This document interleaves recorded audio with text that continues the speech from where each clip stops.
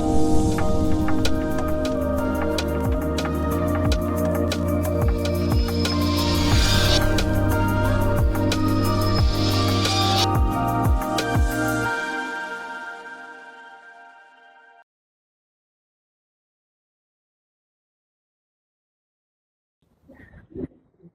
pagi hari ini kita coba untuk bicara tentang ibadah sholat. Saya ingat ada ungkapan ya, waktu masih di Sumatera Barat dulu, karena ada ungkapan dengan bahasa Minang. Kalau dibahasakan dalam bahasa Minang ini, manolah diri sabana diri, mana diri yang sebenar diri. Assalamualaikum ya. Assalamualaikum. Pertama, ya mulai sembahyang zuhur, ya mulai terbit matahari. Nyato-nyato memandang nur, di dalam nur adonan diri. Mana yang diri? Mana yang diri yang sebenarnya?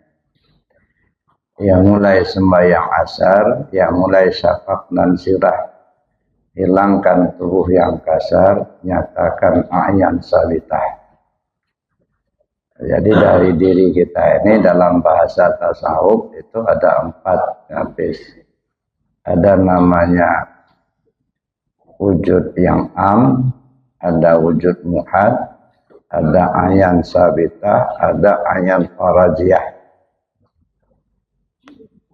Kalau ayan farajiyah itu tubuh yang kasar, jasmani. Ini dalam bahasa tasawuf disebut ayan farajiyah.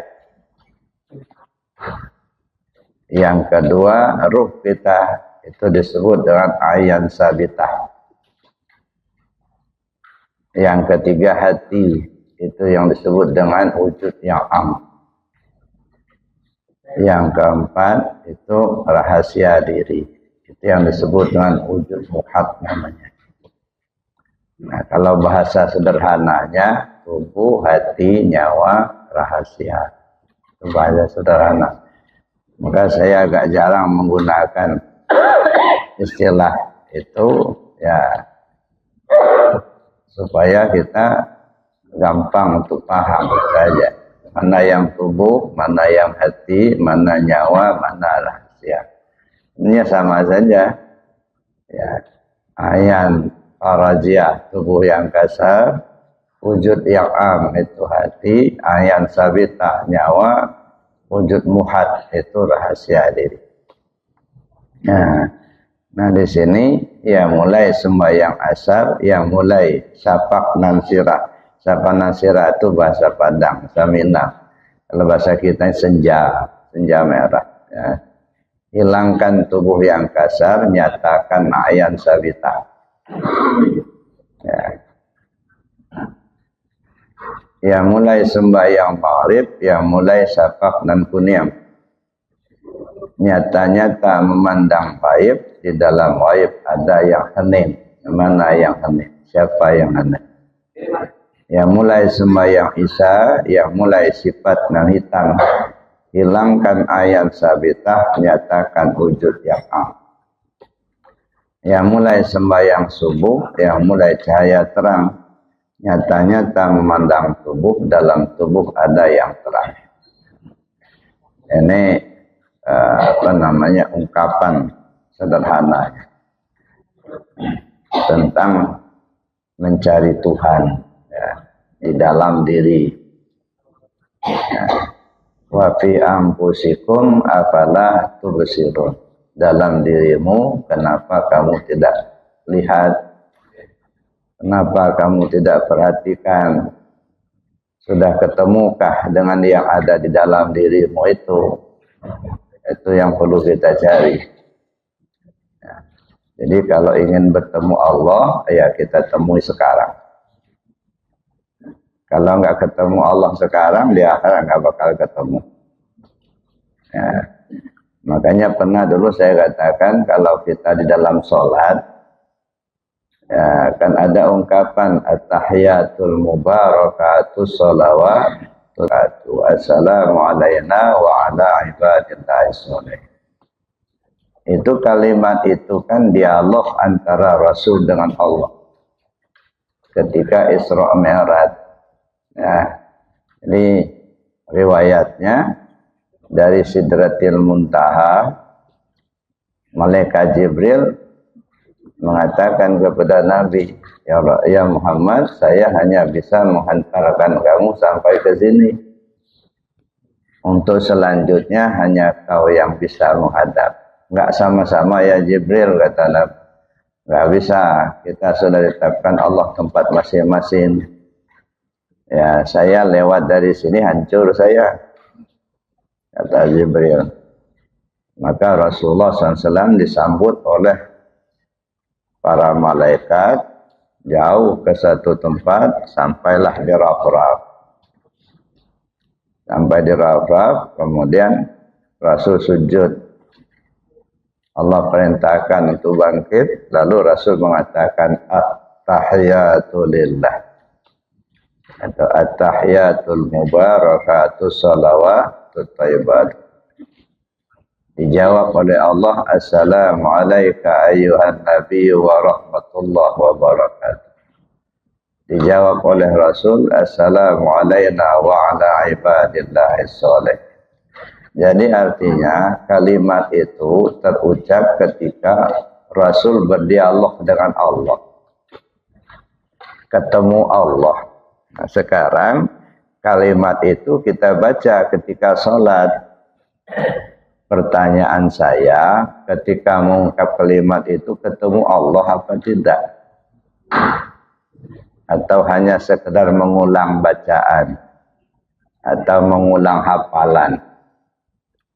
Nah, kalau Nabi dulu ya mengungkapkan kalimat itu boleh ketemu Allah.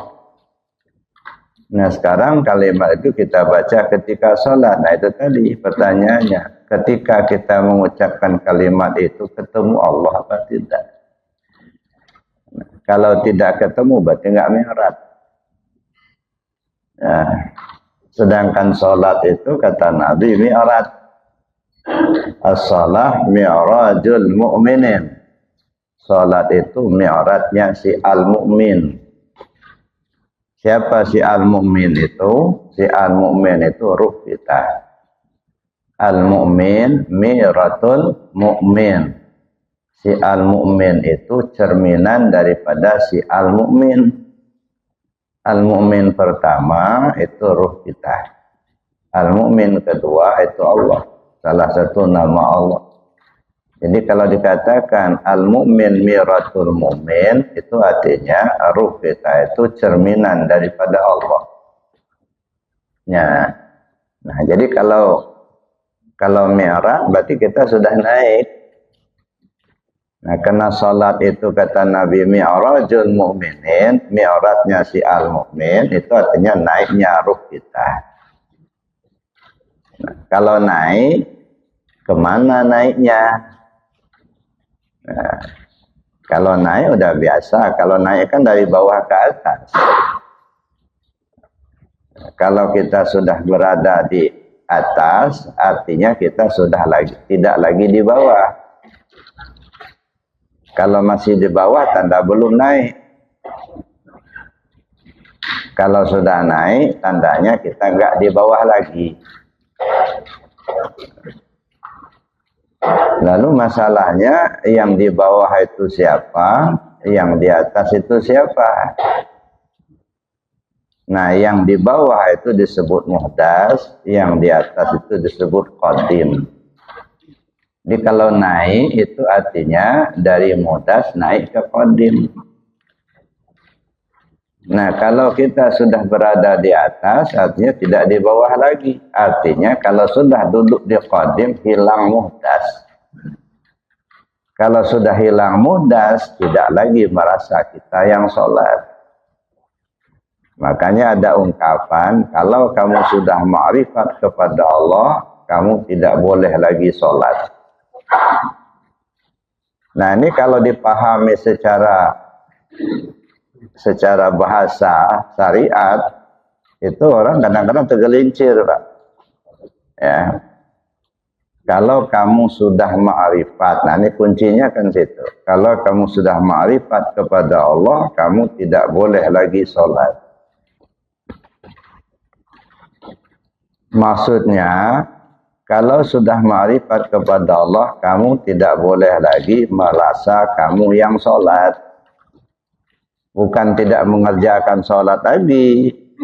Ya, kalau masih merasa kita yang sholat, masih syariat itu, belum ma'rifat namanya. Nah, kalau sudah ma'rifat kepada Allah, tidak lagi merasa kita yang sholat. Karena sudah naik tadi. Dari mudas naik ke qadim. Nah begitu kita sudah naik, itunya sudah mi'raj. Kalau sudah mi'raj, nah disitulah ketika mengucap at-tahiyatul mubarakatus sholawatut thayyibatu lillah. Yang ngomong siapa? Sifat. Ya. Yang bicara itu sifat. Lalu dijawab sama zat. Assalamualaikum ayyuhan nabiyyu wa rahmatullahi wa barakatuh. Dijawab lagi sama sifat. Assalamualaikum wa ala ibadillahis sholihin. Nah, disinilah pentingnya kita mengenal mana zat, mana sifat dulu. Ya, untuk memahami zat dan sifat itu kajiannya di ilmu tauhid. Ya, makanya kalau di Arafah ya, itu semua yang ngaji di situ mesti fikih dulu. Sesudah fikih baru naik ke tauhid. Nah, supaya apa? Supaya terbedakan mana zat, mana sifat. Zat namanya Allah, sifat namanya Muhammad. Nah, kadang-kadang kita kebingungan belajar tasawuf itu kenapa? Karena belum terbedakan zat dan sifat. Begitu kita bicara Muhammad, ya, bayangkan kita kepada Nabi Muhammad. Gitu. Begitu kita bicara Adam, bayangan kita Nabi Adam. Nah, nggak nyambung. Nah, jadi kita lihat dulu. Ya. Dalam diri kita tadi ada empat unsur. Ada jasmani, ada rohani, ada hati, ada nyawa. Pada kajian-kajian sebelumnya sudah sering kita kemukakan ini. Ini tujuannya apa? Supaya memahami diri kita ini dulu. Nah, hati itu sentral. Atau diistilahkan oleh Rasul itu Baitullah. Nah, jadi Baitullah yang asli itu hati kita itulah. Kalau Baitullah yang di Mekah itu yang dibangun oleh Nabi Ibrahim alaihissalam. Itu kiblat tubuh namanya. Nah, tapi kiblat Baitullah yang sesungguhnya di diri kita ya hati kita itu. Ya, maka kalau ada isyarat ya, ada isyarat ketika mayat sudah dikubur. Ya kan, ada namanya talqin mayat. Apa yang terucap dalam talqin mayat? Wahai fulan bin fulan, kalau datang dua orang malaikat kepadamu, janganlah engkau takut, karena mereka juga hamba Allah. Mereka adalah Munkar dan Nakir. Kalau mereka bertanya kepadamu, siapa Tuhanmu, siapa nabimu, siapa imammu, kemana kiblatmu, siapa saudaramu? Jawablah dengan lisan yang fasih. Allah Tuhanku, Muhammad nabiku, Al-Quran imamku, Baitullah kiblatku, kaum muslimin muslimat saudaraku. Itu kapan disampaikan? Ketika mayat sudah dikubur. Ya. Sudah dikubur dalam tanah, disampaikan dari atas. Lagi hidup aja susah benar hafal. Ini udah mati diajarkan itu. Tapi di situ Bapak Ibu, kita tidak bisa menyalahkan juga. Karena segala sesuatu itu kan isyarat. Ada kulit, ada isi. Inilah kebijakan-kebijakan baik dalam agama, ya, dalam maupun dari pendapat para ulamanya. Nah, saya tidak menyalahkan itu. Kenapa? Karena itu ya lahirnya begitu. Cuman kadang-kadang kita terpaku di zahirnya saja, tapi tidak mencari isi. Apa yang bisa kita pahami di situ? Itu yang disampaikan ketika mayat sudah dikubur. Siapa itu mayat? Mana kuburan? Si mayat itu artinya diri yang sudah mati. Diri yang mati itu dikubur. Mana kuburan? Nah, ini kuburan. Jasad kita ini kan kuburan. Ya. Diri kita terkubur di sini.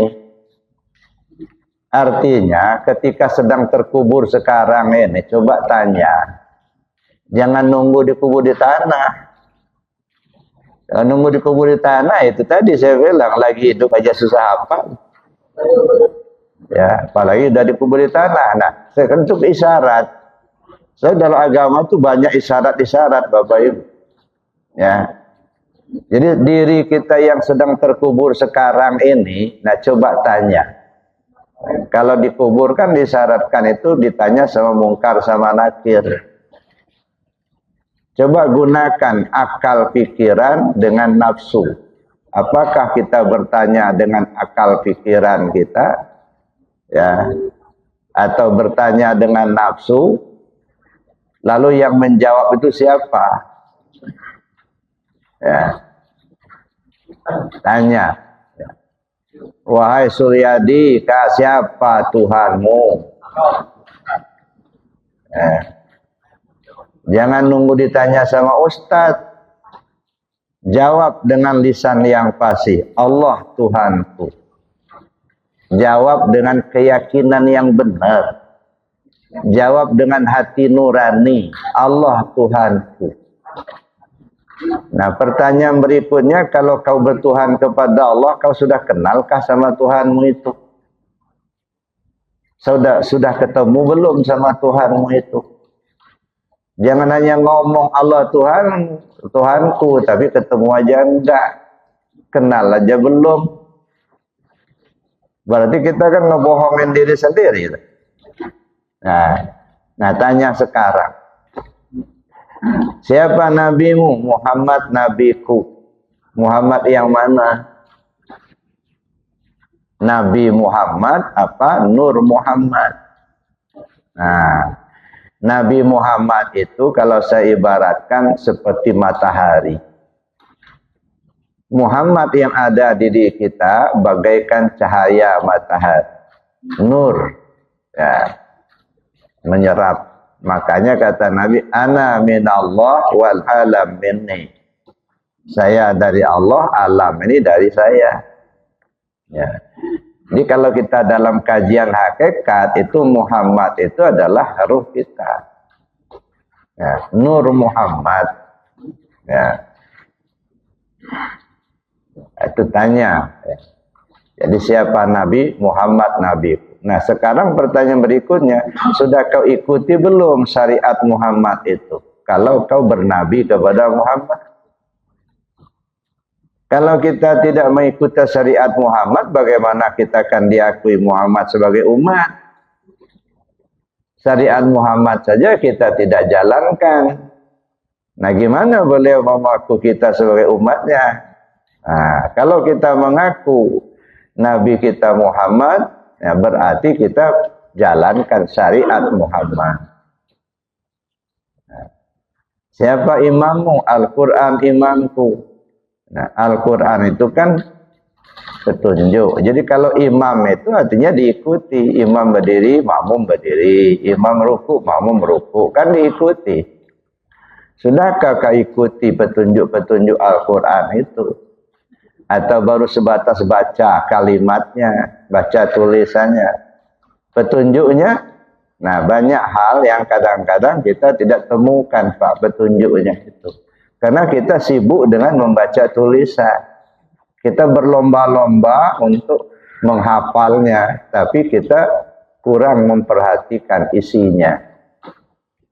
Nah, banyak contoh. Ya. Nah, misalnya di dalam Al-Quran itu ada ayat yang menjelaskan ara'aital ladzi yukadzibu biddin. Tahukah kamu siapa pendusta agama itu? Fadzalikal ladzi yad'ul yatim. Mereka itu adalah yang menelantarkan si yatim. Jadi jelas itu. Tahukah kamu siapa pendusta agama? Ara'aital ladzi yukadzibu biddin fadzalikal ladzi yad'ul yatim. Mereka yang menelantarkan si yatim. Maka alhamdulillah di kita ini, apalagi kalau bulan Ramadan sibuk saja kita mengumpulkan anak yatim, lalu kita beri amplop. Kumpul anak yatim enggak 20 orang, kita berjejer mereka itu berdiri, lalu kasih amplop satu-satu, isinya enggak seberapa, paling 100 200. Dipoto, masuk koran. Nanti kalau dia sudah besar, nanti dia lihat lagi, Masya Allah, begini rupanya. Tentang saya anak yatim dipamerkan begini, kasih amplop 100.000. Ya, kenapa? Karena yang kita anggap itu, kalau kita telantarkan, ya tapi nggak apa-apa. Jadi Bapak Ibu yang saya hormati, yang kita pahami itu adalah anak yatim seperti itu. Kita peduli dengan yatim orang lain, tapi tak peduli dengan yatim diri sendiri. Mereka-mereka yang menelantarkan si yatim. Nah, sekarang coba tanya dengan diri sendiri. Bapak Ibu rajin sholat, rajin zikir, sudah haji, sering umroh, banyak sedekah. Ada tetangga sebelah meninggal, dia ninggalkan anak kecil, disebut anak yatim. Lalu tidak Bapak Ibu urusin dia, tidak dikasih makan, tidak dikasih baju, tidak dikasih belanja. Lalu Bapak disebut pendusta agama. Mau apa enggak? Bapak rajin sholat, rajin sedekah, sudah haji, ada umroh sering kali. Gara-gara ada tetangga sebelah yang disebut yatim, bapaknya meninggal, bapak nggak urus itu. Nggak dikasih makan, nggak dibelikan baju, nggak dikasih duit. Lalu bapak disebut pendusta agama. Mau apa enggak? Ya, ibu-ibu mau nggak disebut pendusta agama? Kalau nggak mau, nggak percaya sama Al-Quran. Nah ini yang sering kali kita pahami lahirnya saja. Ya, saya tidak menafikan ya pengertian lahirnya itu, ya silakan saja. Cuman ya itu kadang-kadang malu aja, Pak. Ya, anak yatim dijeretkan begitu, kasih amplop cuma 100.000, 200.000. Maka saya bilang kalau betul-betul mau menyentuh anak yatim, tidak usah banyak orang tahu. Datangin saja keluarganya, apa yang dia butuhkan. Mungkin dia nggak sekolah karena nggak ada biaya, bayar uang sekolahnya. Sampai selesai SD-nya paling tidak. Ya, nggak ada buku, belikan buku. Ya. Nggak ada seragam, belikan seragam. Jadi bapak asuh lah. Nah, sehingga kita mengangkat satu orang sampai jadi, sampai selesai sekolahnya. Nggak perlu harus pamer gitu. Ya. Tapi nggak salah karena kita anggap yang yatim itu takut pendusta agama. Tapi menurut saya insya Allah Pak, kalaupun kita tidak santuni anak yatim tetangga kita itu, insya Allah tidak akan termasuk pendusta agama. Cuman kita aja yang nggak peduli sama orang, gitu aja. Ya. Padahal kita disuruh untuk ta'awanu 'alal birri wa taqwa, saling tolong menolong lah. Anak yatim karena dia nggak punya orang tua lagi, santunlah dia supaya dia punya semangat. Nah, dia bisa belajar, bisa sekolah. Al-Quran itu kan ditujukan untuk petunjuk buat manusia. Nah, kita ini manusia. Manusia itu terdiri dari jasmani dan rohani. Jasmani kita itu tidak bakal lahir ke dunia tanpa proses ayah ibu. Ini yang normal, beda dengan Adam dengan Nabi Isa ya. Tapi yang normal, jasmani kita tidak akan lahir ke dunia kalau tidak melalui proses ayah ibu. Kausalitas, sebab akibat. Jadi si jasmani kita ini bukan yatim, karena dia punya mak, punya bapak. Beda dengan ruh. Kalau ruh kita tidak melalui proses ayah ibu, belum lahir ayah ibu kita, ruh kita sudah ada. Cuman belum ada sangkar, belum ada rumah-rumah, maka belum turun ke bumi. Mau nempati apa? Sangkarnya belum jadi. Nah, jadi ruh kita itu tidak melalui proses ayah ibu. Fanafakhtu fihi min ruhi. Aku tiupkan langsung ruhku, kata Allah. Karena dia langsung dari Allah, dia tidak melalui ayah ibu, maka dia tidak punya ayah ibu. Itu yang disebut yatim. Ruh kita itu, Pak, yang yatim. Tahukah kamu siapa pendusta agama? Mereka yang menelantarkan si yatim. Yatim mana? Yatim diri kita itu. Nggak dikasih makan. Mana makanan ruh? Bukan nasi. Makanan itu zikir, ibadah. Itu makanan ruh. Jadi mengaku beragama tapi nggak ibadah. Itu nama pendusta agama. Dalam KTP Islam. Ya, ngaku-ngakunya beragama Islam. Tapi sholat enggak, puasa enggak, zikir enggak.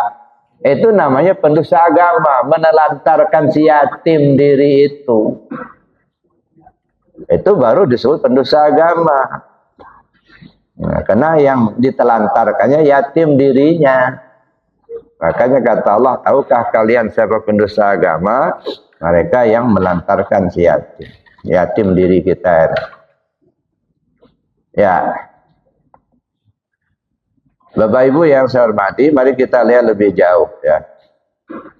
Salat itu kita sebut dengan menyembah Allah. Itu kita sebut menyembah Allah, salat. Benarkah salat itu menyembah Allah? Apa Allah itu butuh disembah? Ya, kalau Allah butuh disembah berarti dia nggak kaya. Sedangkan Allah itu dalam Al-Quran disebut Innallaha la ghaniyun 'anil 'alamin. Allah itu maha kaya, dia tidak butuh dari alam. Sedunia ini orang sholat semua, Allah enggak untung. Sedunia enggak satu pun yang sholat, Allah enggak rugi. Jadi enggak ada pengaruh, Pak. Ya, rajin kita sholat, Allah enggak untung. Enggak mau sholat juga Allah enggak rugi. Karena sholat itu bukan untuk Allah, Allah enggak butuh. Ya. Ya. Tapi kita sebut ya, sholat itu menyembah Allah. Pertanyaannya, yang kita persembahkan sama Allah itu apa? Kan nggak pakai sesajen. Ya, nggak tahu kalau Bapak Ibu kalau sholat pakai sesajen. Ya. Nggak pakai sesajen. Kita sebut menyembah Allah. Nah, yang kita persembahkan kepada Allah itu yang mana? Lalu sesembahan kita itu berisi apa tidak? Dari mana munculnya sesembahan itu? Nah, jadi dalam kajian tasawuf, maka disebut dengan menyembah Allah itu mempersembahkan sesuatu kepada Allah. Apa yang kita persembahkan? Nah, di mana Allah itu? Nah, maka dari tubuh, hati, nyawa, rahasia. Ya. Kalau hati tadi saya katakan itu sentral atau baitullah, tinggal lagi tubuh, nyawa, dan rahasia. Siapa itu tubuh, siapa itu nyawa, siapa itu rahasia? Nah, kalau melihat pada penjelasan Rasulullah SAW, ana abal arwah wa Adam abal basar. Saya ini bapak semua ruh, Adam itu bapak semua tubuh. Jadi artinya apa? Bicara ruh Muhammad namanya. Bicara tubuh Adam namanya. Tinggal satu rahasia. Siapa itu rahasia? Allah sendiri yang menjelaskan. Al-insan sirri wa ana sirruhu. Manusia itu rahasia aku. Aku itu ya rahasianya manusia itu. Gitu. Rahasia itulah Allah. Ya, jadi Allah, Muhammad, Adam. Ya. Lalu kita persembahkan. Apa yang kita persembahkan? Nah ini, tubuh yang kasar dipersembahkan kepada tubuh yang halus, tubuh yang halus dipersembahkan kepada rahasia. Nah kalau tubuh yang kasar sudah dipersembahkan sama tubuh yang halus, berarti tubuh yang kasar sudah nggak ada. Namanya sudah dipersembahkan. Nah, tinggal lagi tubuh halus dan rahasia. Tubuh halus pun dipersembahkan kepada rahasia. Tubuh halus pun tak ada, yang ada rahasia. Nah, makanya sebenarnya kalau kita perhatikan rahasia, ya rahasia ini menampakkan diri pada ruh, pada Muhammad. Ya. Lalu ruh atau Muhammad menampakkan diri pada tubuh. Jadi memandang tubuh kelihatan ruh, memandang ruh kelihatan rahasia. Lalu siapa sebenarnya Muhammad itu? Nah, gambarannya mengulang kembali apa yang kita ceritakan tempoh hari. Kapas itu dipintal menjadi benang. Ya, karena wujudnya sudah berbeda, tidak disebut kapas lagi, benang namanya. Kalau sudah jadi benang, dia ngomong saya ini kapas, salah. Kenapa? Wujudnya sudah berbeda. Padahal sebenarnya benang itu ya kapas itulah. Benang nggak akan ada kalau nggak ada kapas. Nah, cuman karena wujudnya sudah berbeda, tidak lagi kita sebut kapas, benang namanya. Walaupun hakikatnya benang itu ya kapas itu. Ya. Lalu benang disulam menjadi kain. Ya. Wujudnya sudah berbeda lagi, tidak disebut benang lagi, kain namanya. Padahal sebenarnya kain itu benang itulah. Ya. Kain dijahit menjadi baju. Alamnya sudah berbeda, maka kita sebut baju. Kita tidak sebut kain lagi. Padahal sebenarnya baju itu ya kain, kain itu ya benang, benang itu ya kapas. Kalau begitu apa? Benang itu kapas, kain itu kapas, baju itu kapas itulah. Nah, cuman karena wujudnya berbeda, berbeda nama. Maka dinamakan Muhammad namanya, Adam namanya. Padahal sebenarnya hakikatnya ya Muhammad ya Allah itulah. Ya. Penampakan daripada Muhammad itu pada Adam, penampakan daripada Allah pada Muhammad.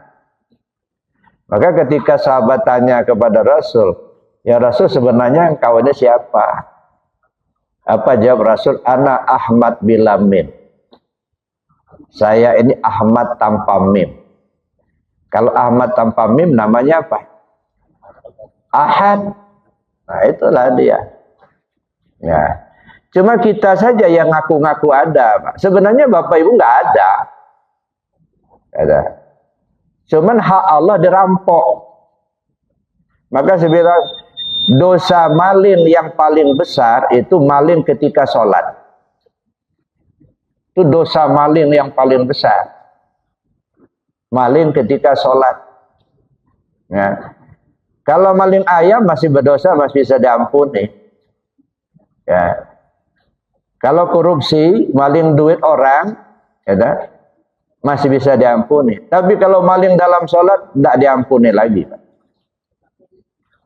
Mana maling dalam sholat? Ngaku-ngaku punya kuasa kita yang sholat.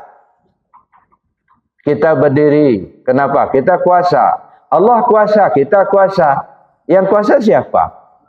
Allah. Kenapa kita ngaku kita kuasa? Itu kuasa Allah, kita maling. Kita rampok. Ngaku kita yang kuasa. Ngerampok hak Allah. Syirik namanya. ngaku-ngaku punya kuasa. Emangnya kuasa kita dari mana? Ngaku-ngaku kita yang pandai, kita yang punya ilmu. Ilmu dari mana? Allah punya ilmu, kita punya ilmu. Berarti dua. Yang namanya syirik kan mendua. Ya. Allah kuasa, kita kuasa. Allah melihat, kita melihat. Allah mendengar, kita mendengar. Ya udah, syirik itulah. Tunggang tunggiklah kita sholat, benar syariatnya, salah hakikatnya. Makanya ditolak. Ya, dalam ceritanya si Abid sampai sejadah dari batu cekung, kenapa masuk neraka? Karena di dalamnya salah, syirik, ditolak. Benar zahirnya, salah batinnya. Kenapa si Nasuha itu banyak maksiat dia lakukan, banyak dosa, kok bisa masuk surga? Karena hakikatnya benar. Kenapa benar? Dia nyerahannya kepada Allah. Dia yang nggak nyerahkan sama yang lain, enggak. Karena dia nyerah betul-betul tauhid sama Allah, maka dosanya diampunkan Allah. Nah itu, jadi artinya salah secara syariat. Kalau hakikatnya benar, Allah ampunkan dosanya. Benar secara syariat, tapi kalau syirik di dalam, ditolak sama Allah. Nah makanya dua-duanya mesti kita kaji. Syariat kita jalankan, hakikat kita pakai. Ya, nggak bisa kita hanya bergelimang di syariat saja. Begitu masuk ke hakikat tasawuf kita anti, nggak bakal ketemu Tuhan, nggak. Ya, sebab Allah itu nggak bisa didekati hanya dengan syariat, Pak. Mesti pakai tasawuf, pakai hakikat. Ya, kenapa? Karena Allah itu ghaibul ghuyub, maha ghaib. Ya, kalau syariat kan nyata. Yang namanya syariat itu kan aturan. Ya, jadi apa yang diucapkan, apa yang diperbuat, itu syariat. Tapi kalau hakikat, keyakinan hati. Makanya dua, syariat dan hakikat. Syariat itu amalia, hakikat itu paham. Ya, beramal kalau tidak paham, khawatirnya berjalan tanpa tujuan. Tapi paham tidak beramal, sama saja paham, kita tahu tujuan tapi nggak berangkat. Tahu betul kita mau ke Jakarta itu naik mobil, bis dari Raja Basa ke Bakau, dari Bakau naik feri nanti ke Merak, dari Merak naik bis lagi ke Rambutan, dari Rambutan naik angkot nomor sekian ke alamat itu. Tahu betul, cuman nongkrong aja di Bandar Lampung kira-kira nyampai enggak? Ya enggak, itu paham tapi tidak beramal. Beramal tapi tidak paham, jalan tanpa tujuan. Kata, mau kemana Pak? Mau ke Jakarta. Ya memang Jakarta itu di mana? Enggak tahu di mana. Ya enggak nyampai juga. Ya, kata orang, kalau mau ke Jakarta naik bis. Berdirilah kita di bypass itu. Ada bis naik, enggak taunya ke Jambi. Kenapa? Kesasar, nggak tahu tujuan. Nah makanya dua-duanya syariat kita jalankan, hakikat kita paham. Nah, maka saya bilang, orang yang anti tasawuf bisa dipastikan tidak mengenal Allah dengan sempurna. Paling kenal namanya saja. Ya. Nggak bisa didekati hanya dengan syariat. Syariat itu kan aturan. Sah, batal, halal, haram, usaha, pahala, surga, neraka. Kan itu bicara syariat. Makanya banyak orang yang hanya bergelimang di syariat. Kenapa? Kalau menjalankan syariat katanya masuk surga. Kalau masuk surga itu banyak bidadari di situ. Nah, makanya saya bilang, ya tempo hari sudahlah, kita sudah tua-tua ini Pak. Ya, udah. Jadi berhenti dululah ya asumsi kita kepada surga sama pahala. Ya, habis umur kita di situlah. Ya. Sekarang ini curahkan semuanya untuk menuju Allah, itu aja dulu. Kembali kita ke Allah. Cari Allah itu ada di mana. Ya. Nggak bisa ditunjuk dengan jari, Pak. Ya. Allah itu nyata. Ya. Wal awalu wal akhiru wal zahiru wal batinu. Ya. Cuman ibaratnya sembunyi di alam terang. Ya. Jadi kalau kita tidak menampak adanya Allah, bukan Allahnya yang nggak ada, kitanya yang buta. Ya, kita lanjut.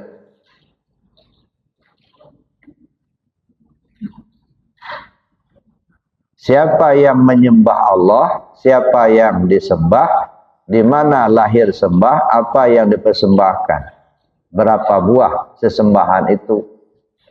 Nah, siapa yang menyembah, siapa yang disembah. Maka di dalam agama kita mengenal ada 3 rukun. Ada Islam, iman, dan ihsan. Islam itu untuk mengetahui cara menyembah. Gimana cara menyembah Allah? Itu pelajarilah syariat. Jadi turunan Islam itu kan ke syariat. Iman itu untuk memahami siapa yang disembah. Kalau ihsan itu untuk memahami siapa yang menyembah. Nah, jadi bagaimana cara menyembah itu Islamnya itu, syariat. Siapa yang disembah, imannya itu, mengenal Allah. Siapa yang menyembah, ihsannya itu. Nah, jadi kita pahami itu supaya jelas siapa yang menyembah, siapa yang disembah. Nah, mungkin kita sementara mengatakan kita menyembah Allah. Ya, karena terasa memang kita ada. Cuman kalau kita terus lebih jauh, benarkah kita ini menyembah Allah? Ya, saya kira enggak. Nah, al-abid wal ma'bud wahid. Dia itulah. Bagaimana mungkin kita menyembah Allah? Semua fasilitas yang kita pakai milik Dia kok. Kita berdiri pakai kodratnya Allah. Ada kemauan kita untuk salat itu iradatnya Allah. Kita mendengar Pak Surya di azan tadi, itu yang mendengar itu samanya Allah. Kita jalan kelihatan jalan itu, ya toh, sehingga kita tidak nabrak. Itu yang itu basornya Allah. Bisa baca ini dan itu, ilmunya Allah. Yang punya kamu mana? Kok ngaku-ngaku kamu yang menyembah Allah? Itu yang kau pakai punya aku itu. Ada. Nah, kalau kita pahami sebenarnya yang menyembah ya dia yang disembah. Ada. Az-zakir huwal mazkur. Yang mengingat dialah yang diingat, ya. Ya. Yang berzikir dialah yang dizikirin, ya. Di sinilah kita perlu menghilangkan diri kita dulu, saudara. Kalau istilah Allah dalam Al-Quran itu apa? Wa qatilu anfusakum. Ya. Bunuh dirimu dulu. Ya. Kalau belum dibunuh, ya nggak akan ketahuan. Allah itu nggak akan kita ketahui. Nah, bunuh diri. Nah, bagaimana membunuh? Kalau istilah Rasul, itu apa itu? Mutu qabla antamutu. Matikan dirimu sebelum kau mati. Itu istilah dalam hadis, ya. Matikan dirimu sebelum kau mati. Kalau dalam Al-Qur'an ini, wa idz qala Musa liqaumihi ya qaumi innakum zalamtum anfusakum bittikhadikumul ijla fatubu ila barikum faqtulu anfusakum. Ya. Jadi ketika Nabi Musa alaihissalam berkata kepada kaumnya, wahai kaumku, sesungguhnya kamu telah menzalimi diri kamu sendiri. Ya, kenapa? Bittikhadikumul ijla. Karena kamu telah menyembah sapi. Nah, sekarang fatubu ila barikum, bertobalah kepada Tuhan yang menjadikan kamu. Faqtulu anfusakum, bunuh dirimu. Jadi kalau mau tobat bunuh diri. Maksudnya dibunuh diri itu apa? Dimatikan. Yang dimatikan mana? Keakuan diri kita itu. Maka kata Nabi, mutu qabla antamutu. Matikan dirimu sebelum kau mati. Nah, itu bunuh. Jadi kalau kita masih merasa hidup, kita yang hidup, merasa kita yang kuasa, merasa kita yang berilmu, maka Allah tidak akan terlihatkan oleh kita. Karena tertutup oleh akuan diri kita. Nah, caranya gimana? Supaya Allah kelihatan, buang dulu keakuan-keakuan itu. Ngaku-ngaku kita yang pintar, ngaku kita yang kuasa, ngaku kita berilmu, itu buang dulu itu. Makanya ada istilah dalam tasawuf, carilah tahu sebelum tahu, sesudah tahu, buanglah tahu. Nah, sebelum kita tahu, cari dulu supaya tahu. Nah, sesudah tahu, buanglah tahu. Bukan kita yang tahu, rupanya Allah yang tahu. Jadi yang menyembah dan siapa yang disembah. Nah. Baik Bapak Ibu yang saya hormati, untuk kita memahami lebih jauh tentang sholat, nah, kita tadi ingin bicara tentang sholat. Ketika kita bicara tentang sholat, kita bicara dulu tentang keasalan sholat. Sholat itu munculnya daripada alhamdu.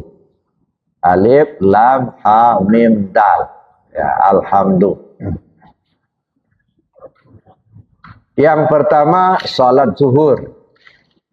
Nah, dari mana asalnya?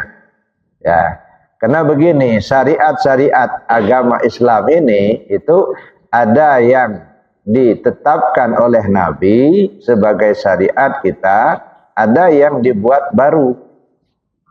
Ya, yang ditetapkan itu apa? Di antaranya bilangan dalam sholat. Dari mana asalnya sholat zuhur kok bisa 4 rakaat? Nah, kemudian sa'i. Sa'i itu kan ditetapkan karena itu perbuatan Siti Hajar ketika mencari air, kan gitu. Kemudian jamarat, ula usta aqabah. Itu kan ceritanya ketika iblis menggoda Nabi Ibrahim, Nabi Ismail dan Siti Hajar. Nah, maka dibuatlah adanya jamarat, ula, usta, aqabah. Ya. Nah, begitu juga yang lainnya, misalnya tawaf, ya, dan lain sebagainya. Jadi ada hal-hal yang memang secara isyarat diambil dari kisah-kisah sebelumnya, ada yang memang ditetapkan tersendiri, seperti sholat 5 waktu. Itu dulu nggak ada. Itu hanya syariat Muhammad. Setelah Nabi Muhammad itu baru ada. Kalau sebelumnya enggak ada sholat 5 waktu. Ada. Tapi ada sholat. Sejak dari Nabi Adam sudah ada sholat. Cuman belum ada yang disebut dengan 5 waktu. Itu syariat. Ya. Nah kalau begitu yang sebenarnya sholat itu yang mana? Mana sholat yang dilakukan mereka sebelumnya? Mana sholat? Kalau sholat yang pengertian kita kan itu berdiri, ruku, tidak sujud. Itu. Nah. Tapi nabi-nabi sebelumnya sudah sholat juga. Cuman belum ada syariat seperti kita, seperti Nabi Muhammad SAW. Lalu sholat yang mereka lakukan seperti apa? Nah itu yang saya katakan, penyaksian zat kepada sifat. Itu inti sholatnya. Ya, kalau berdiri, ruku, interaksi, itu pekerjaan sholat. Itu sholat secara syariat, soalnya tubuh. Banyak orang tubuhnya sholat, ruhnya enggak. Ya, tubuhnya sholat, tapi di dalamnya ngitung duit. Ya, di dalamnya cari barang hilang.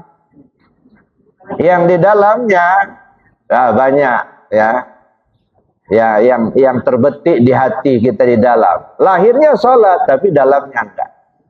Nah, fawailul lil musallin. Maka perlu kita memenuhi atau mencukupkan ilmu tentang sholat. Nah kalau betul-betul ilmu tentang sholat itu lengkap, nggak ada kesempatan Pak untuk mikirkan yang lain. Ya, nggak ada cerita itu ngingat tempe gosong. Nggak ada cerita bayar kredit, mencari barang hilang, nggak ada. Sibuk. Ya, kenapa sibuk? Nah, mari kita lihat. Nanti kita lihat tentang sholat ini sendiri. Ya. Terutama kita bicara tentang apa? Tentang maqam takbir. Ada ihram, mi'raj, munajat, tubadil. Kemudian kita bicara maqam kiblat. Ya. Ada kiblat tubuh, kiblat hati, kiblat nyawa, kiblat rahasia. Nah, kemudian bagaimana cara kita untuk mentaklukkan semua perbuatan dalam sholat? Kemana takluknya? Takluknya perbuatan, ucapan dalam salat, kemana pula takluknya? Lalu merasakan siapa yang salat, Nah, merasakan siapa yang disembah, siapa yang menyembah. Kalau betul-betul terpenuhi ilmu tentang sholat, enggak ada kesempatan lain untuk memikirkan yang lain tadi. Maka seringkali mereka-mereka yang sampai kepada makomnya, Allah punya kehendak, begitu takbir Allahu Akbar, sudah hilang, nggak kelihatan lagi tubuhnya. Nah, itu namanya timbang terima, ya, yang langsung. Nggak kayak kita, udah capek kita sholat, tapi itu tadi di dalamnya kita masih bermain-main. Ya, fawailul lil musallin. Pertama, salat zuhur. Dari mana asal salat zuhur itu? Ini kalau kita bicara tentang keasalan, ya. Salat zuhur ini ada 4 rakaat. Nah, apa hubungan dengan diri kita? Nisbahnya ke diri kita. Kenapa harus 4? Nah, karena ada di diri kita itu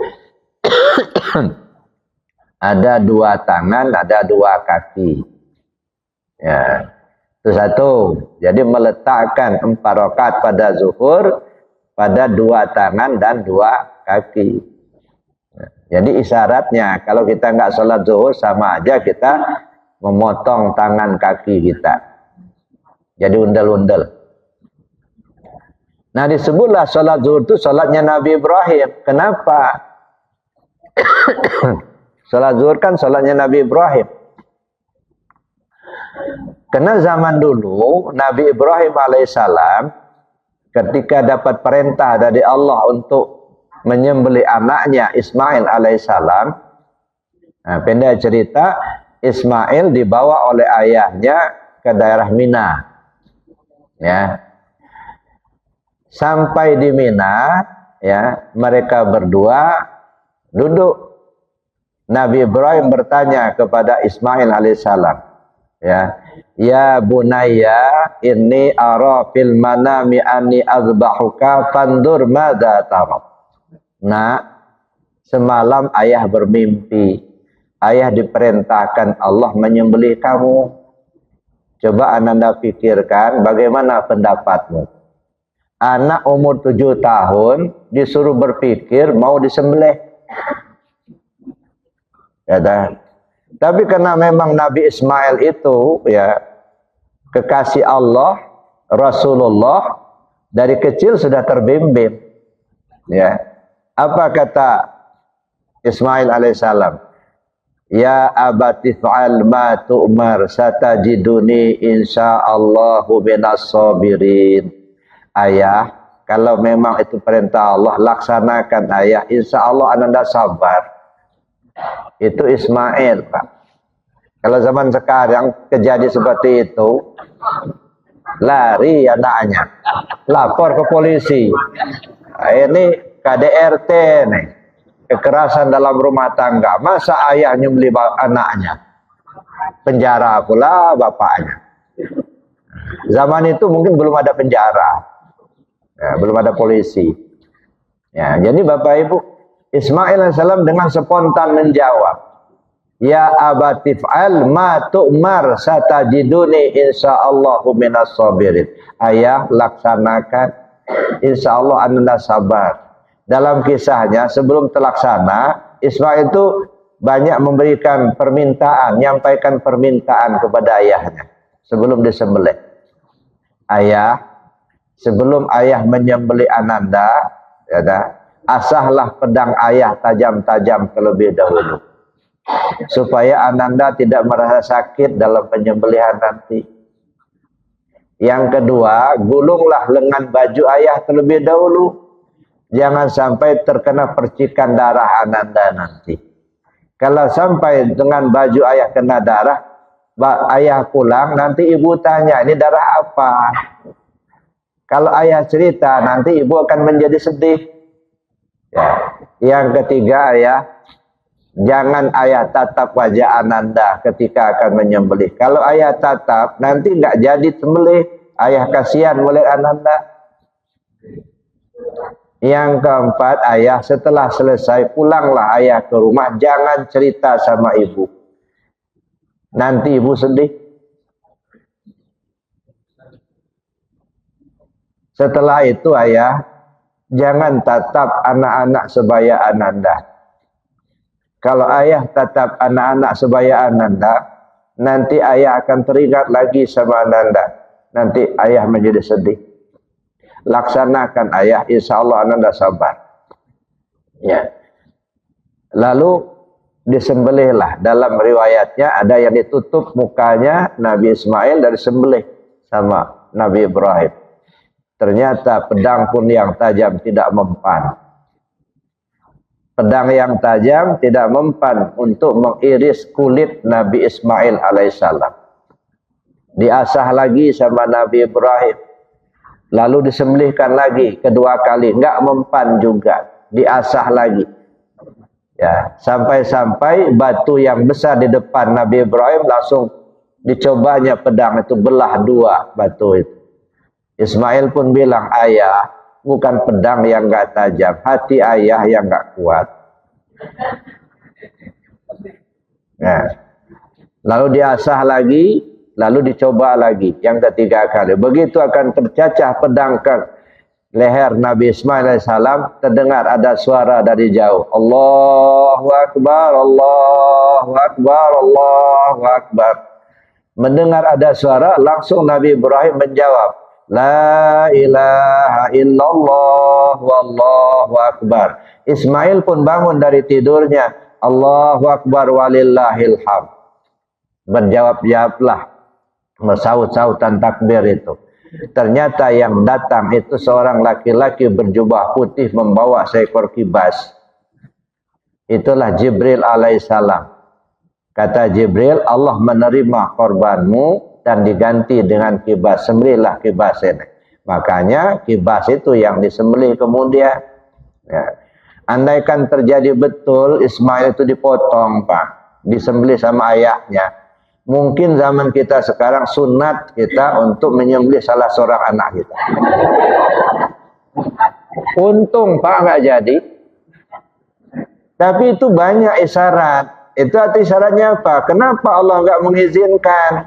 Itu artinya hatta sampai-sampai untuk pengabdian kepada Allah tidak boleh seorang manusia mengorbankan manusia lain.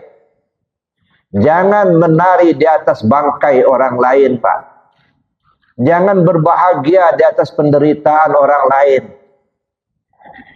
Itu petunjuk yang bisa kita ambil di antaranya. Makanya nggak jadi. Ditukar dengan seekor kibas untuk korban. Maka saya bilang tadi, andaikan terjadi, mungkin sunat untuk nyembelih anak kita. Ya. Untuk nggak jadi, lagian kibas saja banyak yang nggak mau korban, Pak. Kambing banyak yang nggak mau korban, ya dah. Apalagi mau anak, ya dah. Nah, cuman di kita ini nanti kita satu waktu kita bahas urusan korban. Di kita ini kadang-kadang korban itu baru sebatas ya bagi-bagi daging, ya. Padahal ada hal-hal yang lebih esensi dari korban itu. Kenapa harus disembelih? Ya. Kenapa enggak diberikan aja sama orang itu dipelihara biar berkembang? Ya, kita misalnya beli sapi satu, ya kita sendiri yang beli, kasihkan sama orang untuk dipelihara, ya supaya dia bisa berkembang, dia bisa jadi usaha dia. Itu bukan korban, itu sedekah. Yang namanya korban itu mesti disembelih, Pak. Ya.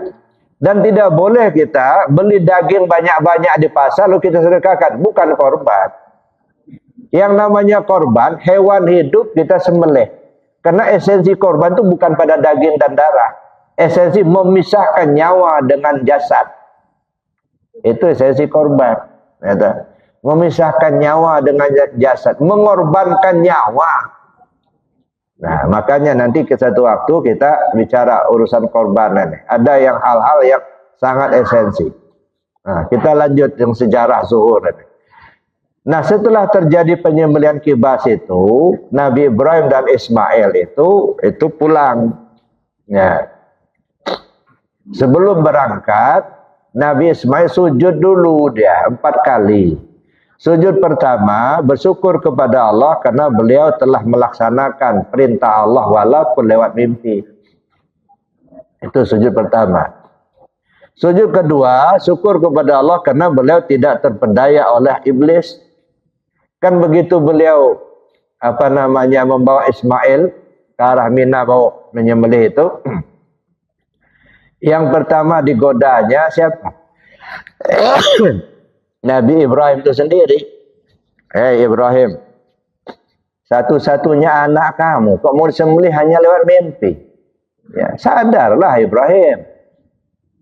Nah, Ibrahim tahu betul ini iblis, diambilnya batu, dia lemparnya sama iblis. Larilah iblis itu. Ya.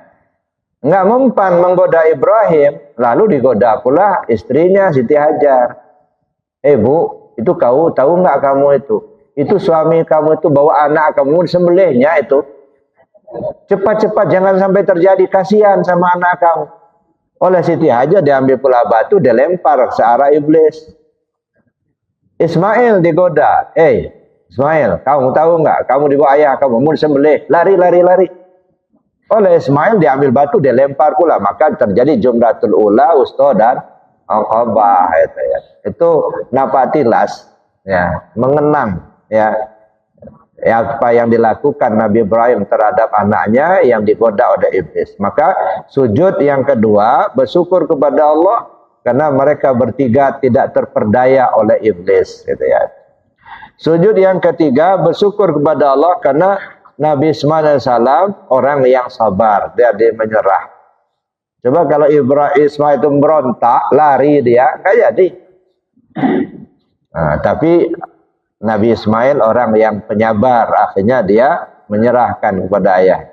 Sujud yang keempat bersyukur kepada Allah karena korban itu diganti dengan seekor kibas. Jadi 4 kali sujud. Maka salat zuhur itu menjadi 4 rakaat.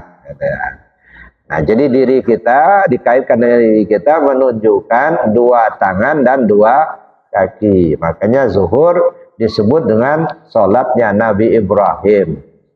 Karena terjadinya diambil kisahnya dari Nabi Ibrahim alaihissalam. Baik Bapak Ibu yang saya hormati, karena kita dibatasi oleh waktu, ini baru satu ceritanya. Kisah sejarah sejarah salat zuhur. Salat zuhur itu salatnya Nabi Ibrahim. Dinisbahkan ke diri kita menunjukkan 2 tangan dan 2 kaki. Nah, nanti akan ada kesimpulan, salat itu diri kita inilah rupanya. Ya, jadi bukan untuk Allah nggak butuh nggak. Baik, saya kira demikian karena kita dibatasi waktu, mungkin akan berkembang dalam diskusi. Sementara saya akhiri dulu. Assalamualaikum warahmatullahi wabarakatuh.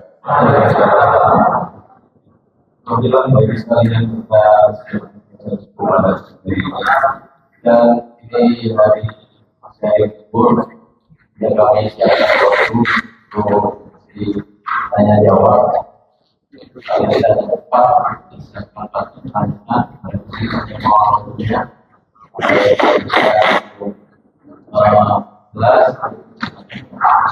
ya Bapak Ibu saya 1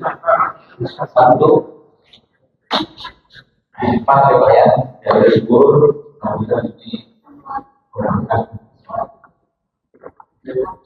Assalamualaikum warahmatullahi wabarakatuh.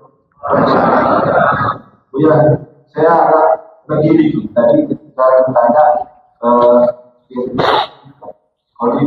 mana kita bisa nggak dijawab? Ini adalah pertanyaan pertama. Kalau kita testing atau bisa kalau lulusan kan? Kalau kita masih kita dalam belajar baca, kalau bisa. Kalau udah mati nanti apa iya saya tidak jawab? Mau buka mana ya?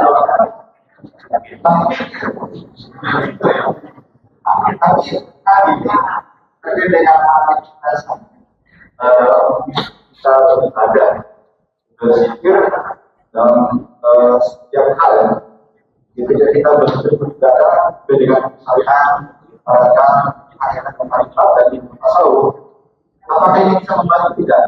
Ya, dengan tersebut Makasih ya, bisa ya. Waalaikumsalam warahmatullahi wabarakatuh. Salam. Yang pertama apa tadi? Coba diulang. Yang pertama. Pertanyaannya kan kalau kita masih hidup kan gampang. Karena Ya. kalau belajar kan, kalau udah mati pasti tidak akan mungkin kan. Lupa di dunia jadi sama lupa ditanya. Nah. Hari ini belajar kan, besok lupa. Ya. Kalau mati lupa kan apa?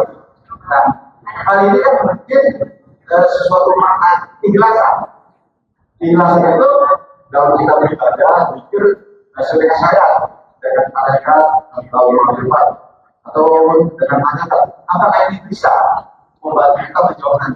Ya. Maksudnya, kalau itu Terima kasih. Wassalamualaikum warahmatullahi wabarakatuh. Kalau yang mati nggak bisa jawab lagi, Pak. Semuanya udah mati. Tapi pertanyaannya yang mati yang mana? Yang mati itu jasad. Kalau ruh kita nggak pernah mati, nggak. Itulah diri kita yang sebenarnya. Dialah yang menanggung susah senang dalam perjalanan hidupnya. Ya. Jadi ruh kita itu tidak pernah mati. Wala taqulu liman yuqtalu fi sabilillahi amwat bal ahya walakin la tashurun. Jangan kamu kira yang terbunuh di jalan Allah itu mati. Mereka hidup, cuman kamu yang nggak tahu. Yang terbunuh di jalan Allah itu artinya yang meninggal sesuai ketetapan Allah. Ada yang meninggal kena sakit, ada yang meninggal kena tabrakan, ada yang tenggelam, dan lain sebagainya. Apapun asbabnya, semua mereka yang mati itu hakikatnya nggak mati. Ya, yang mati itu jasad. Nah, kalau dia nggak mati, kira-kira masih bisa jawab nggak? Namanya nggak mati. Ya nggak bisa jawab itu mulutnya, itu nggak bisa jawab. Jadi Bapak Ibu itu ya syariatnya saya bilang tadi, saya tidak menyalahkan enggak, karena itu isyarat. Ya. Jadi kita diajarkan talqin mayat, itu artinya yang sudah dikubur, yang sudah mati itu talqin. Nah, kalau kita bawa ke hakikat, yang mati mana? Ruh kita nggak ngerti sama Allah, nggak ingat sama Allah itu mati namanya.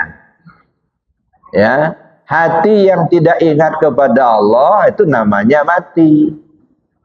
Nah, setelah kita mati itu dikubur sekarang ini, ya dah, coba tanya siapa Tuhanmu. Itu isyaratnya supaya kita mencari Tuhan kita itu. Ya dah. Jadi jangan nunggu dikubur di tanah dulu baru ditalkin itu, baru ditanya itu. Ya. Yang menjawab nanti bukan mulut.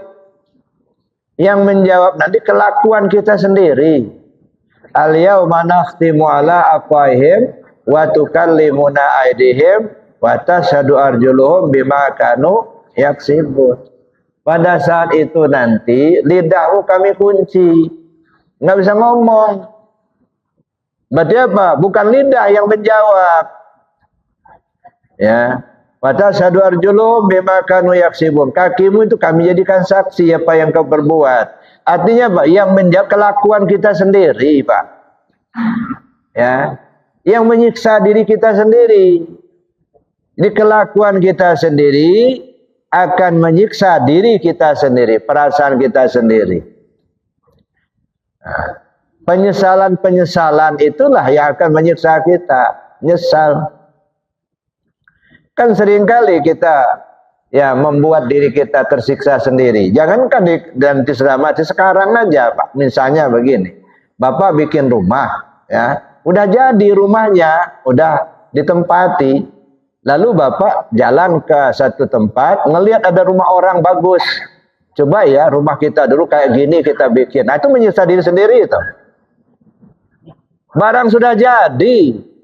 Masih juga, coba ya, kalau rumah kita dulu kayak gini, nah, akhirnya kepikiran terus, akhirnya dibongkar rumahnya, bikin yang kayak gitu. Itu menyiksa diri sendiri, bukan mulut lagi, perasaan kita yang tersiksa. Ya dah. Dan banyak yang bisa terjadi seperti itu, gitu ya. Nah, itu diantaranya. Jadi yang menjawab itu kelakuan kita sendiri. Ya, saya kira itu yang pertama. Jadi isyarat itu artinya ketika mayat itu terkubur sekarang ini, coba tanya. Yang kedua apa tadi? Ikhlasan dalam ibadah. Dalam ibadah dan haji. Kita tahu dengan syariat dan paham. Tapi dengan ikhlasan itu ya masih. Ikhlas itu duduk di tauhid, Pak. Tidak mungkin ikhlas tanpa duduk di tauhid. Cobalah baca Quran tuh ada namanya surat Al-Ikhlas. Ada nggak kata-kata ikhlas di situ? Nggak ada.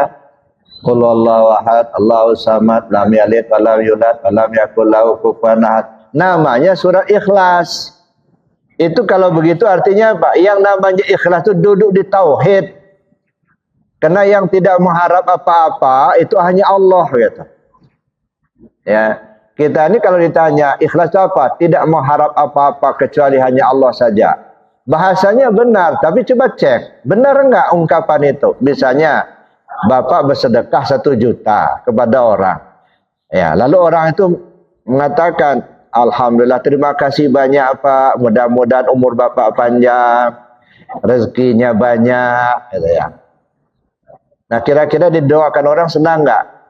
Senang. Atau sebaliknya, Allah Bapak ini lagaknya aja orang kaya. Pada miskin katanya, udahlah Pak, nggak usah pura-pura katanya. Dicaci maki kayak gitu, sakit hati enggak? Masih ada maunya kan? Senang dipuji, sakit dicaci. Kalau Allah nggak pengaruh, nggak itu. Mau dicaci nggak terpengaruh, mau dipuji nggak pengaruh. Bapak ini kayak orang kaya aja, pada miskin ya sudah nggak apa-apa, belanjakan aja 1 jutanya, besok kasih lagi. Gitu. Di kita ini enggak. Begitu kita sakit hati, sini kan, nggak usah, ambil lagi itu. Ada.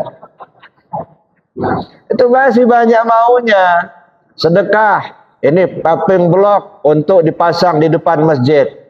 Tapi ingat ya, hari H-nya nanti. Jangan nyoblos yang lain kecuali saya. Begitu sudah hari H, cuma 1 orang yang nyoblos dia. Besok datang truknya, diambil lagi paping bloknya. Masya Allah. Ya dah. Jadi artinya yang duduk di ikhlas itu duduk di tauhid.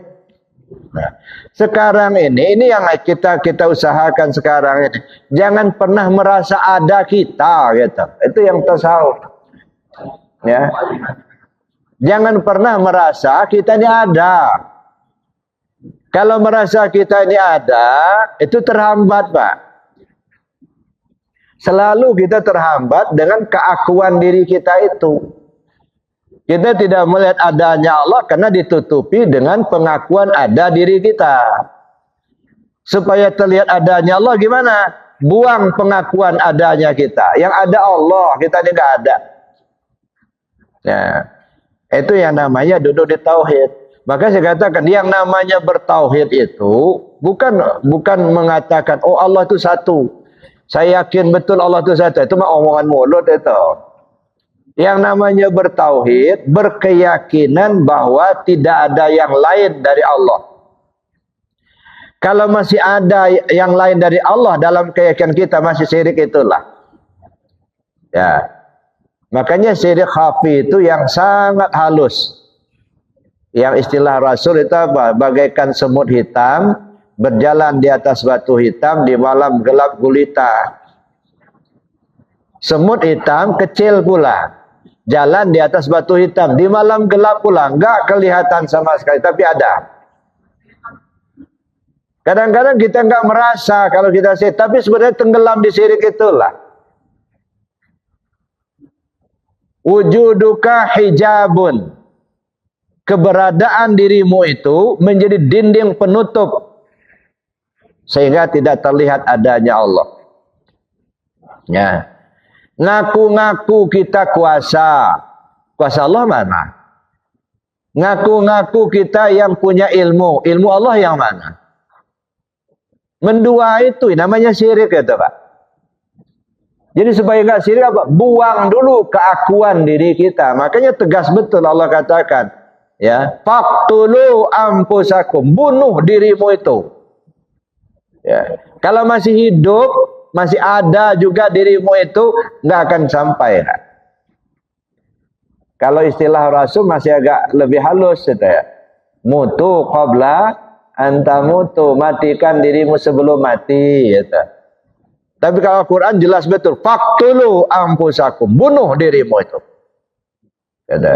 Ngaku-ngaku hidup, yang hidup itu hayat Allah, bukan kita. Gitu ya. Jadi artinya supaya terlihat adanya Allah, buang dulu adanya diri kita. Baru disebut ikhlas, Pak. Jadi ikhlas itu duduk di tauhid. Makanya kata orang, lebih baik doa satu orang yang ikhlas daripada doa 1000 orang yang gak ikhlas. Kenapa? Kalau doa orang yang ikhlas, Pak, sekali melantunkan doa langsung terijabah. Kalau kita ini masih banyak dosa, Pak. Udah berulang-ulang kita katakan, kita berdoa, nggak makbul-makbul. Ya. Kadang-kadang doanya sudah sepanjang tali beruk. Udah capek tangan begini itu. Nggak makbul-makbul juga. Ya. Tapi mereka-mereka yang sudah ikhlas, yang betul duduk di tauhid, sekali ngomong langsung dijabah oleh Allah. Ada kisah, nah ini kisah ya ceritanya. Abah sepuh di Suryalaya, ya bapaknya Abah Anom. Dalam kisahnya yang saya dengar ceritanya, beliau kedatangan tamu, ya, karena ada keluarganya yang melahirkan, ya. Sudah datang bidan, sudah datang dukun beranak, belum juga turun. Jadi orang tadi utusan dari keluarga menghadap ke Abah sepuh, si Anu itu udah 3 hari ini ngedan, belum juga turun. Minta doanya supaya cepat melahirkan. Apa Abah berdoa? Enggak. Hanya cerita. Kata Abah, dulu ada orang yang masang bubu. Tahu bubu? Ya, untuk masang menangkap belut. Nah, ada orang masang bubu. Begitu diangkat, belut di dalamnya itu sebesar begini. Dibuka, keluar belutnya. Udah lahir, Pak. Mana doanya? Keluar. Nah, itu doanya itu. Selesai itu. Enggak kayak kita, ya Allah mudahkan dia melahirkan. Enggak. Keluar. Karena nunggu-nunggu, mana doanya? Ya itu doanya berkeluarnya itu. Itu yang ikhlas, doa yang ikhlas itu, Pak. Jadi kalau mau ikhlas, duduk di tauhid. Ya mudah-mudahan kita diberi petunjuk oleh Allah Subhanahu wa taala. Amin Allah. Ya. Masih ada yang lain? Ya, silakan. Assalamualaikum warahmatullahi wabarakatuh. Waalaikumsalam. Ibu ya, saya bertanya sebelumnya saya berikan dulu ada yang hari ini banyak yang Buya bahas dalam masalah sholat. Sholat adalah perintah Allah. Seluruh kita itu harus mengenal Allah. Allah itu dalam kajian sebelumnya Buya katakan bahwa berupa nama dari alif, lam, ha. Tapi itu baru mengenal, baru berupa nama itu. Jadi siapa Allah itu nanti harus kita mengetahui lebih jauh mengetahui bahwa 20 dan 1. Jadi masalah sholat adalah perintah Allah tadi, adalah perbuatan syariat Islam ini kita jalankan mengenai ketentuan hukum yang berlaku untuk sholat berdiri, menghadap kiblat, niat sholat, kemudian berdoa, serta gerakan lainnya kita salah berupa syariat. Sementara untuk yang hakikatnya adalah kita tidak secara sadar bahwa dalam sholat itu kita ada unsur hakikat bahwa seperti terlihat jelas bahwa hati seperti yang kita secara syariat itu adalah yang ada di kita, kemudian secara hakikat ada di hati kita, itu merupakan kiblat.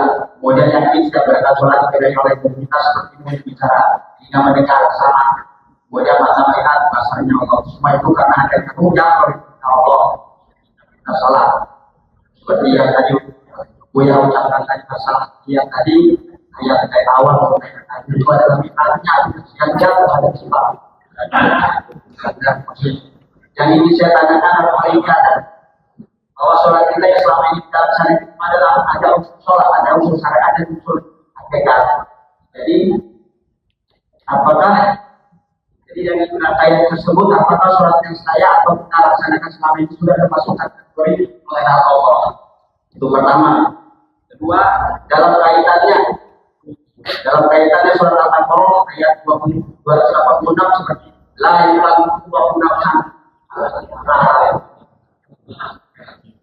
ya sudah la yukallifu nafsan illa wus'aha laha ma kasabat wa 'alaiha ma kasabat. Allah tidak memberikan setiap orang yang sesuai dengan kemampuannya. Jadi dalam kaitan tersebut apakah kita harus maksimal seperti hanya ulama atau wali-wali dan alhamdulillah Allah. Ya, terima kasih. Wassalamualaikum warahmatullahi wabarakatuh. Waalaikumsalam. Tugas pertama manusia hidup di dunia itu mengenal Allah, Pak, bukan untuk ibadah. Ya. Awwalu wajibin 'alal insani ma'rifatul ilahi bistiqani. Kewajiban pertama bagi manusia itu mengenal Tuhannya dengan penuh keyakinan. Nanti dulu ibadah. Kenali dulu yang kamu sembah itu siapa. Makanya Nabi SAW 13 tahun mendakwakan agama itu di Mekah hanya untuk memperkenalkan Allah itu. Belum ada syariat. Syariat itu muncul setelah di Madinah. 10 tahun. Ada 13 tahun mendakwakan pengenalan kepada Allah ini. Ada. Jadi yang pertama kenali dulu, Pak. Ya benar, ya bahwa la yukallifullahu nafsan illa wus'aha. Allah tidak membebani seseorang sesuai dengan kemampuan, kecuali sesuai kemampuan. Ya nah. Tapi yang menggerakkan orang berbuat itu siapa? Allah juga kan. Nah, jadi kita bedakan ketika kita mengkaji itu mana yang urusan syariat, mana yang tarekat, mana yang hakikat, mana yang ma'rifat. Jangan dicampur aduk. Kalau dicampur aduk itu nggak paham-paham kita, Pak. Ya. Kalau bahasa Lampungnya segabok. Ya. Jadi kita bicara syariat, mana yang syariat? Perbuatan, itu syariat, itu ucapan dan perbuatan. Jadi ruang lingkup syariat, semua ucapan dan perbuatan. Itu syariat semua itu, Pak. Berdiri, ruku, i'tidal, sujud dalam sholat itu syariat. Baca ini, baca itu syariat. Jadi dimanapun kita belajar, kepada siapapun kita belajar, berapapun lamanya kita belajar. Kalau yang kita pelajari itu menyangkut ucapan dan perbuatan itu syariat semua itu. Kalau bahasa buah itu kulit, Pak. Ya. Jangan sampai habis umur kita bicara kulit itulah. Ya. Sampai sudah mau masuk kubur masih bicara kulit itu. Kapan merasakan isinya? Ya. Nah, itu ya. Jadi kalau syariat itu urusan perbuatan dan ucapan. Itu syariat. Ya. Makanya di syariat itu ada hukum sah, batal, halal, haram, dosa, pahala, kan gitu. Nah, kalau bicara syariat nggak keluar dari itu. Sah, batal, halal, haram, dosa, pahala. Beda dengan iman, Pak. Kalau iman dia tidak bicara sah, batal lagi. Ya. Paling-paling kita bicarakan syirik, kafir, munafik gitu. Itu kalau sudah akidah. Dan itu tidak bisa diucapkan, tidak bisa diperbuat. Apa Bapak punya iman? Enggak ada orang tahu, Pak.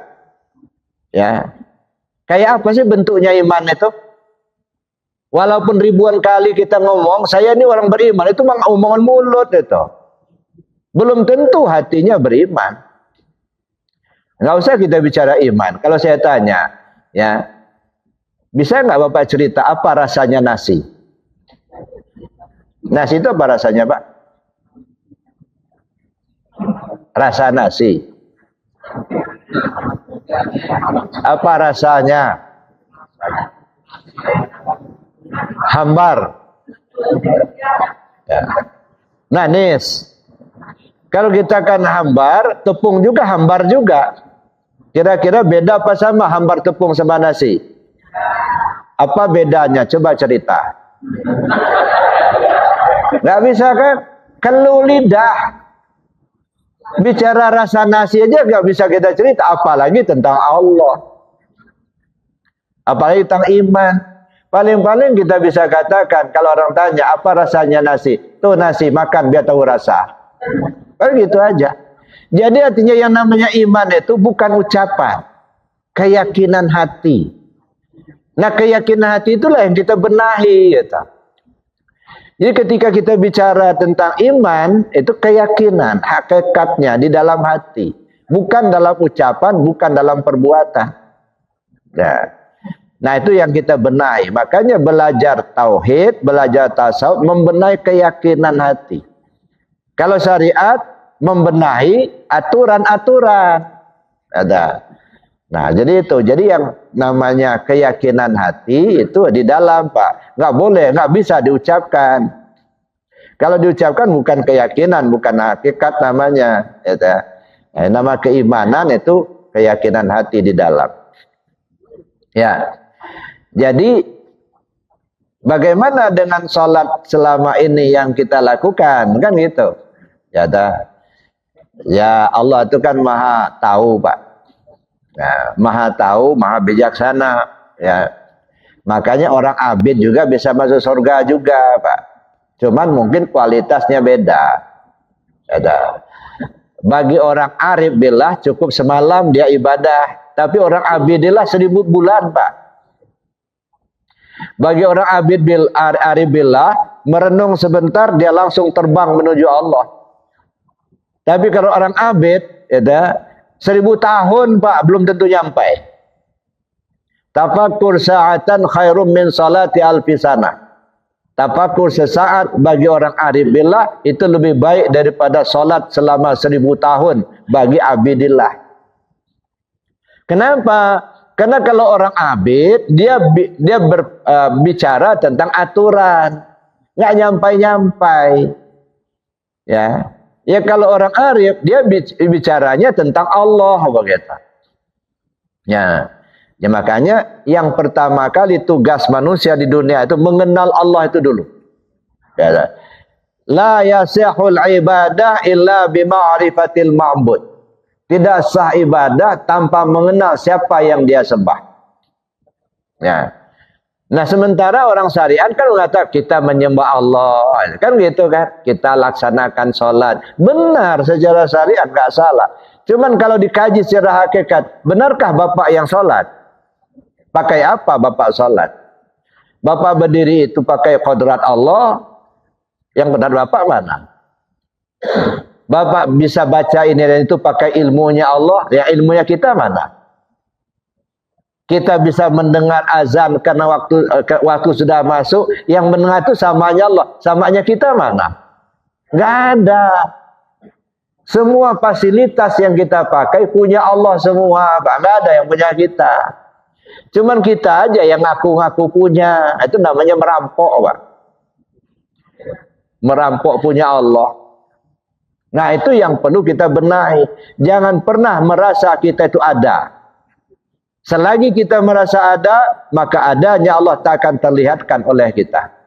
Padahal kata Allah, fa'inama tuwallu fasama wajhullah. Kemanapun kau menghadap, di situ wajah Allah. Tapi tidak terlihat oleh kita. Kenapa? Karena kita tutupin dengan keakuan diri kita sendiri. Supaya terlihat adanya Allah, buang tutupan itu. Nah makanya selalu saja kita bicara tentang syariat. Kenapa? Itu yang nyata. Menyelami ke dalam kadang-kadang sulit. Kenapa? Memang jarang-jarang masuk ke dalam. Nah, dulu pernah saya ngasih ceramah, ketinggian Buya kajiannya. Saya bilang bukan tinggi, Bapak itu yang nggak pernah naik. Bukan tinggi. Karena nggak pernah naik, duduk di bawah terus. Menghitung, oh tinggi benar itu. Gitu. Bagi orang yang biasa, wah itu enggak tinggi, enggak. Masih di bawah lah itu. Gitu. Ya. Kita ini kadang-kadang begitu. Waduh ketinggian. Ya bukan tinggi, kita yang nggak pernah naik. Cobalah naik sekali-sekali, naik. Ya. Cuman ya itu tadi Allah Maha Kuasa. Maka ketika bicara iman, dulu pernah saya jelaskan, iman itu ada 3 tingkatan. Ada imannya anak-anak, ada imannya orang dewasa, ada imannya orang tua. Ya. Imannya anak-anak apa? Percaya Allah melihat, percaya Allah mendengar, percaya Allah itu ada. Itu baru imannya anak-anak itu. Ya. Imannya orang dewasa gimana? Bukan hanya percaya Allah melihat, tapi merasa dilihat Allah. Bukan hanya percaya Allah itu ada, tapi merasa bersama Allah. Bukan hanya percaya kita bahwa Allah itu mendengar, tapi merasa didengar Allah. Tapi dua-duanya ini dilihat secara orang muntahi, dua-duanya syirik semua itu, Pak. Ya. Iman orang mutawasid dengan imannya orang mubtadi, atau imannya anak-anak dengan imannya orang dewasa, itu syirik semua itu. Ya. Kenapa syirik? Percaya Allah ada, kita ada, 2 yang ada. Percaya Allah melihat, kita melihat, 2 yang melihat. Itu syirik. Naik ke imannya orang dewasa, percaya bahwa Allah melihat kita. Ya dah. Merasa dilihat Allah. Masih mendua, ada yang melihat, ada yang dilihat. Merasa didengar Allah, ada yang mendengar, ada yang didengar. Masih mendua juga. Tetapi bagi mereka yang memang makomnya di situ, insya Allah itu dimaafkan sama Allah. Cuman bagiannya tentu beda. Ya, itu tadi itu yang disebut innallah la yukallifullah nafsan illa usaha, sesuai usaha. Ya. Ada makanya kata Nabi SAW, silakan kalian berbuat baik serasa cukup menjadi bekalmu di dalam surga. Silakan kalian berbuat jahat, maksiat, serasa mampu menanggung derita dalam neraka. Terserah. Ya. Ya, kayak kita bikin rumah, ada yang merasa cukup, Pak. Dinding geribik, lantai tanah, sudah cukup itu. Tapi ada yang nggak merasa cukup, mesti dipelur. Dindingnya harus papan. Ada yang nggak merasa cukup, harus granit, dindingnya bata. Ada yang nggak merasa cukup, dindingnya harus pakai granit juga. Terserah. Tapi kenikmatan, kenyamanan itu beda. Ya, orang nyaman, merasa nyaman tinggal di gubuk reot. Karena itu yang bisa dia lakukan. Ya dah. Tapi bagi mereka yang yang seleranya tinggi, nggak merasa nyaman begitu. Minimal dipelur, minimal pasang bata merah, itu minimal. Ya dah. Nah, tapi bagi mereka yang kadang-kadang nyamannya aja, udah lantai papan, lantai pelur aja, kemudian dinding geribik sudah. Katanya paginya sama aja, katanya. Ya betul sama paginya. Ya nyamannya yang beda. Nah gitu Pak. Nah, tapi bagaimana supaya kita dulu di tauhid tadi imannya orang muntahi, tidak lagi merasa dilihat Allah, enggak. Tidak lagi merasa bersama Allah, enggak. Dirinya sudah enggak ada, yang ada cuman Allah. Itu yang namanya duduk di tauhid atau di imannya orang muntahi. Merasa ketiadaan diri kita, yang ada hanya Allah. Maka pada akhirnya fana fillah baqa billah. Tenggelam dia dalam lautan ma'rifat. Yang ada hanya Allah, dirinya sudah enggak ada. Ke sana arahnya. Ya, untuk kita duduk di tauhid itu. Ya, saya kira itu Pak. Jadi kalaupun makomnya masih di mubtadi muntahi, berusahalah untuk sampai naik ke atas. Tapi kalau sampai waktunya hanya di situ, mudah-mudahan diampunkan Allah, itu saja. Ya, saya kira cukup Bapak Ibu ya. Mari kita tutup dengan doa dan kafarat majelis. Bismillahirrahmanirrahim. Allahumma inni astaudi'uka ma 'allamtani wardudu ilayya inda hajati wala tansani ya rabbal alamin. Subhanakallahumma wa bihamdika asyhadu an la ilaha illa anta astaghfiruka wa atubu ilaik. Assalamualaikum warahmatullahi wabarakatuh.